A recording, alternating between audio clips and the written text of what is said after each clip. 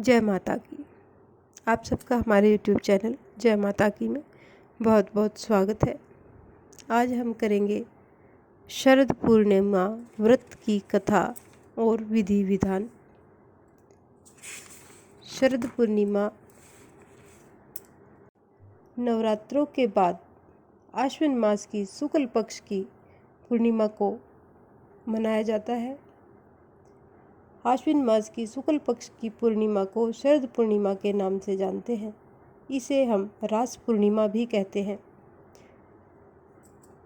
ज्योतिष की मान्यता के अनुसार संपूर्ण वर्ष में आश्विन मास की पूर्णिमा का चंद्रमा ही षोडश कलाओं का होता है। कहते हैं कि इस दिन चंद्रमा अमृत की वर्षा करते हैं, यानी पूरे साल में जितनी पूर्णिमाएं आती हैं उन सभी पूर्णिमाओं से सबसे ज़्यादा चंद्रमा की 16 कलाएं इस दिन प्रकृति में विद्यमान होती है और चंद्रमा अमृत की वर्षा करते हैं, ऐसा शास्त्रों में कहा गया है। शरद पूर्णिमा के दिन शाम को खीर पूरी बनाकर श्री भगवान जी को भोग लगाएं।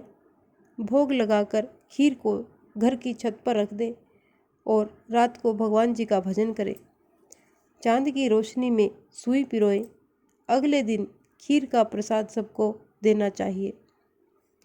इस दिन प्रातःकाल आराध्य देव को सुंदर वस्त्र आभूषणों से सुशोभित करें।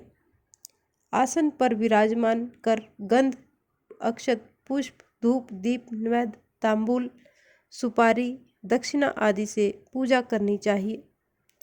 पूर्णिमा का व्रत करके कहानी सुननी चाहिए। कथा सुनते समय एक लोटे में जल, गिलास में गेहूं, दोनों में रोली और चावल रखें। गेहूं के 13 दाने हाथ में लेकर कथा सुने। फिर गेहूं के गिलास पर हाथ फेरकर मिश्राणी के पांव छूकर उनको दे दे।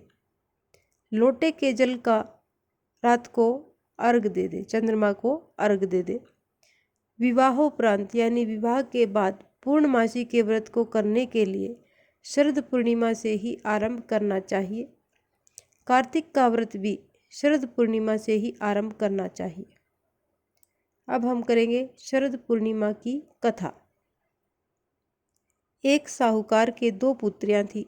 दोनों पुत्रियां पूर्णिमा का व्रत रखती थी, परंतु बड़ी पुत्री पूर्णिमा का व्रत करती थी और छोटी पुत्री अधूरा, यानी बड़ी पुत्री पूरा का पूरा व्रत करती थी और छोटी आधा अधूरा व्रत करती थी।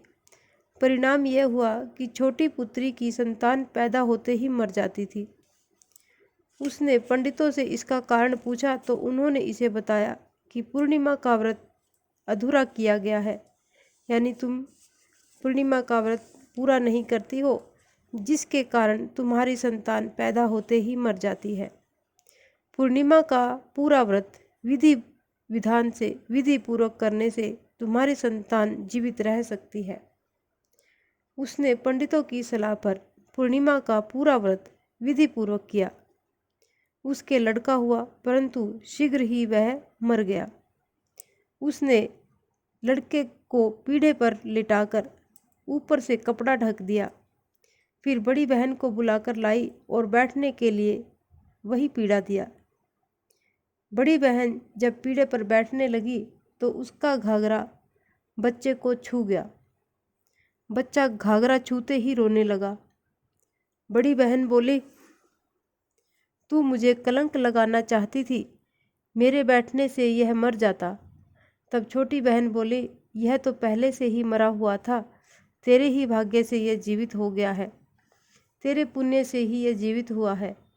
इसके बाद नगर में उसने पूर्णिमा का पूरा व्रत करने का ढिंढोरा पिटवा दिया और सब लोग पूर्णिमा का पूरा व्रत करने लगे।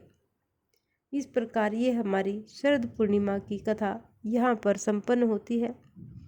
अगर आपको हमारी ये कथा पसंद आए तो एक लाइक का बटन अवश्य दबाएं और चैनल को सब्सक्राइब करें और आगे भी शेयर करते रहें।